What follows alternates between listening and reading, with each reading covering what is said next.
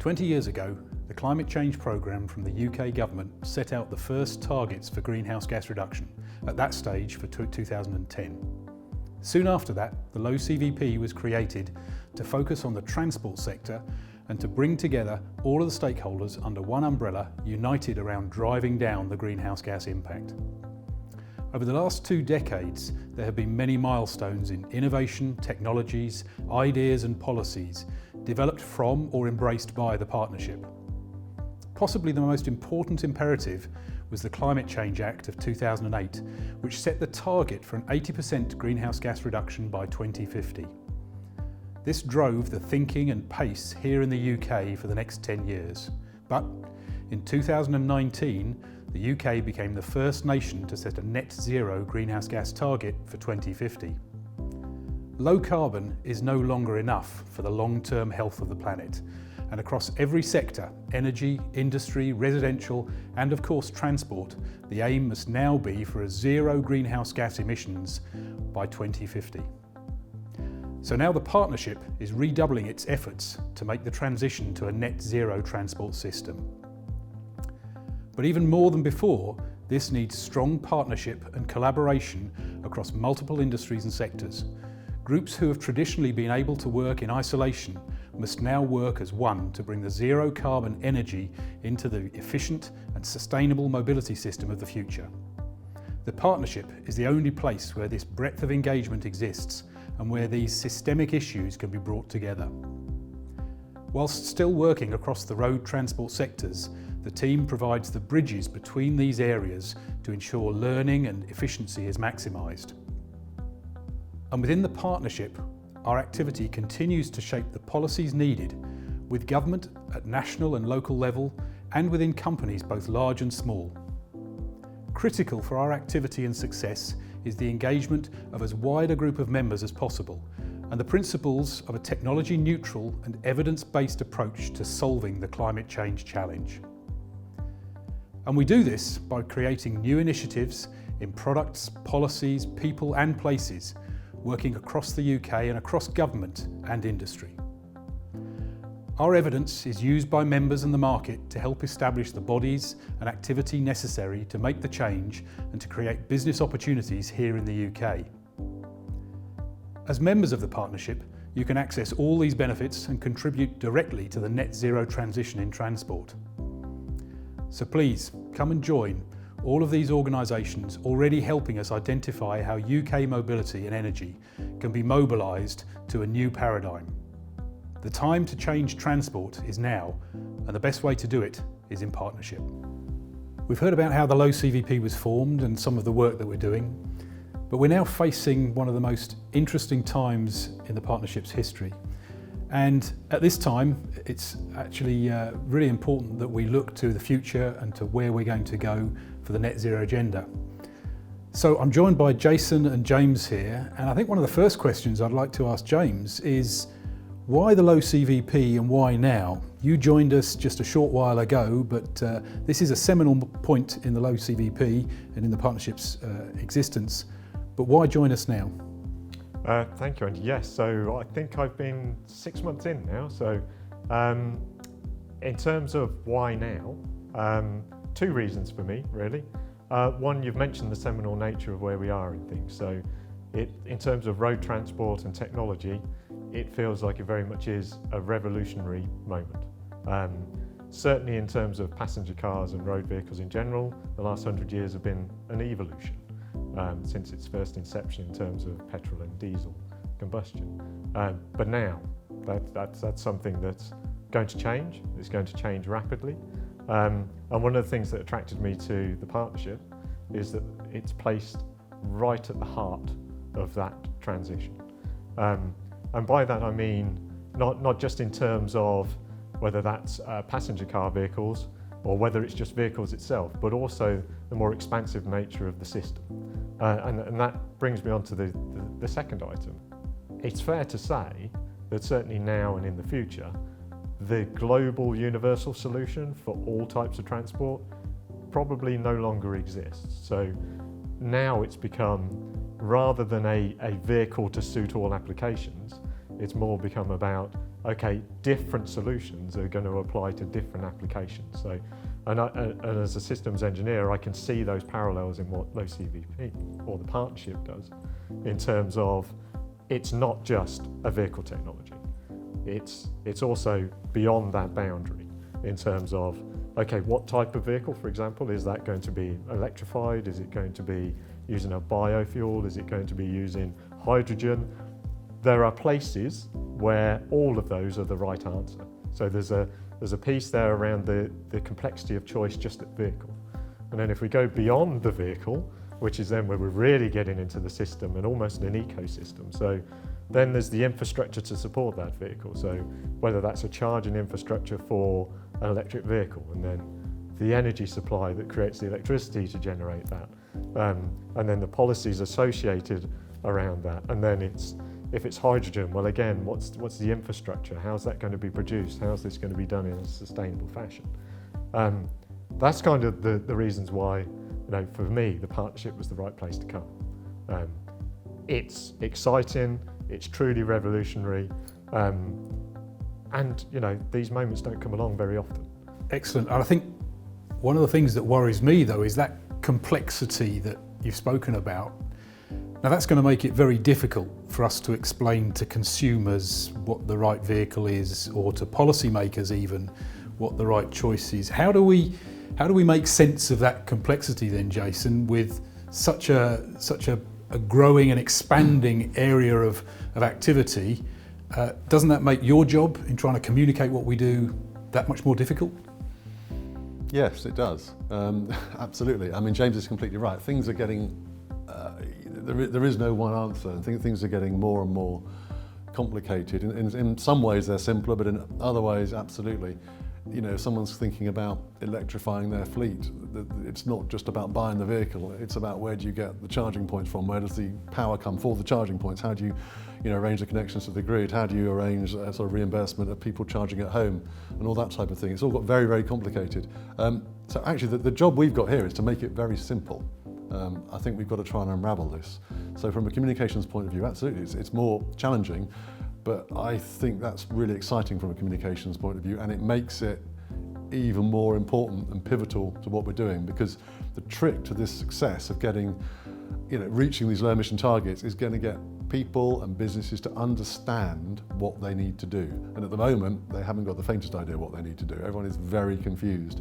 The confusion, as James said, will probably only get worse because they'll realise there are lots of solutions available.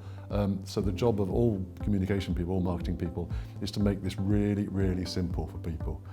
I think you're absolutely right, but you've mentioned there the range of industries that we now need to consider. So James, have you seen that change the membership of the LowCVP and the people we need to be speaking to? It's certainly got a lot more expansive, I think that's fair to say.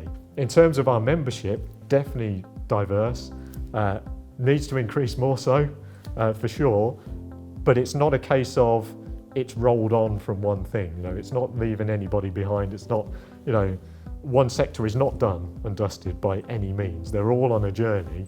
They're just at slightly different positions in that journey, which is what makes it complicated, is what makes it potentially confusing, but it's also where all that opportunity lies, and where it's been a bit of a sad engineer, it's where the excitement lies as well. But that's what we can grab and make real and make those no regrets decisions that mean in 20, 30 years time, the right decision has been made, the right path has been taken.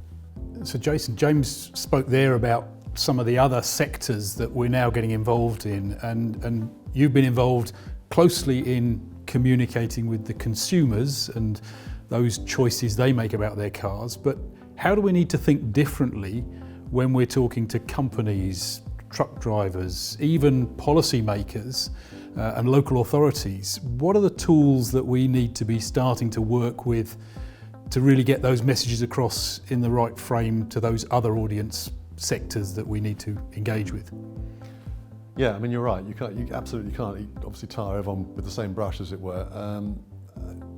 It's about finding the channel that's going to be most relevant to them. and it's about identifying the message that is going to be most helpful to them. So, for example, for people running fleets, it may actually be that we need to do webinars and that type of stuff. It may not be that they need a communications campaign at all, but they need the information to help them make the right decision.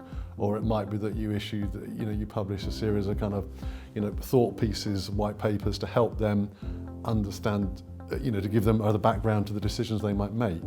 So you're right. It's picking one. It's a bit like the sort of the transport solution. There is not one answer for everyone, and we will need to get cleverer as to how we do that. Quite what the answers are for each sector, I'm not 100% sure yet, to be honest, because it varies with what we're trying to communicate at the time. So the key message we're being given by government is net zero in 2050, and how do we get there as quickly with the lowest carbon possible? What do you see as the big next step for low CVP activity to start engaging in the next phase of policy making to deliver on net zero? So for net zero, I think it's difficult not to associate it with some of the big announcements that are going to come along, I think, in terms of decarbonisation policies associated with that. And indeed, obviously in the lead in up to COP26. So the kind of the next big challenges are somewhat within that, but I think we can sit here today and understand what some of that might be. And I think it's very hard to get away from the communications piece, I think, in terms of the information sharing and the kind of clarity of thought. Now, we've perhaps spoke with Jason a little bit about maybe consumer facing, but I think that also exists equally within the industry itself, and actually equally within the government environment and the policies. People don't make bad decisions on purpose. They do it based on the information that they have to hand. So I think our position in kind of being that touch point that has an understanding of the technologies involved, an understanding of the applications, and an understanding of the operating environment and the infrastructure around it, I think our next big step there is making sure that information is disseminated and communicated well enough for the no regrets decisions to be made. I think is where I would say the next step comes from. So we've got some big decisions coming out. How do we play those out in terms of communicating, significant changes in policy and supporting that without it turning into a Daily Mail headline? I think when a lot of those decisions and policies come out, people still won't know necessarily what that means to them, what they need to do. So our role to help communicate them could be very much advisory and expertise and sort of offering the support that our members, for example, would need to implement that policy, if that makes sense. As a sort of a basic example, as we all know, it won't be very long before they announce the date for the banning of the sale of new petrol and diesel cars. So that then gives a point of clarity, but you've then got an awful lot of people out there who are going to be thinking, okay, so all my fleet drivers have got to be driving around in electric cars, let's say in 10 years' time. They don't know how to do that, and they need help. And that's where I think we can step in. So I think finally, we pride ourselves on the breadth of our engagement and actually our engagement with government across a number of areas. Have you seen particular areas within government that we're engaging in now that maybe we weren't some years ago? Is that something that you've seen in terms of the reach and the direction and the breadth actually that policymakers are now coming to the LowCVP to try and help them make better decisions? Yeah, obviously I'm talking from a position of 6 months, but even in 6 months with partnership, I've seen sort of that evolution already, which is perhaps, it's a fast-paced environment, and it's reflective of that, and a lot of change is going to happen quickly. But certainly the number of government departments, for example, that I'm starting to interface with personally and us as a partnership. Perhaps traditionally, Department for Transport obviously is something you would naturally associate with ourselves, and then OLEV, for example, so Office for Low Emission Vehicles, and also there's the BEIS aspects coming in there, And even then, within that, I guess what perhaps some people might not appreciate is departments within departments. So, you know, I've mentioned 3 headline names there, but there's different areas within those different departments that reach out in terms of whether they're transport or environment or energy, which is probably a good one in terms of energy is part of this system. And traditionally those two, you know, road transport and energy, they kind of coexisted, but they didn't really have to interact. But now they do. Because it's all different types of energy and it's all different types of road transport, and you don't have this kind of buffer in the middle that is a fossil fuel. So if anything, I'd say, yeah, certainly the energy aspect is probably becoming a lot more, there's a lot more communication or reaching out from those aspects. Excellent. Thank you, James, and thank you, Jason. I think what we've heard is that the partnership is at a really, really important point. The policy environment and the net zero agenda is driving us forward. And our role in bringing people together is to try and make the evidence and deliver the evidence and the information to make effective policy, and then to articulate that and communicate that to make that policy effective. And by joining up with the partnership, hopefully you can be part of that process as well.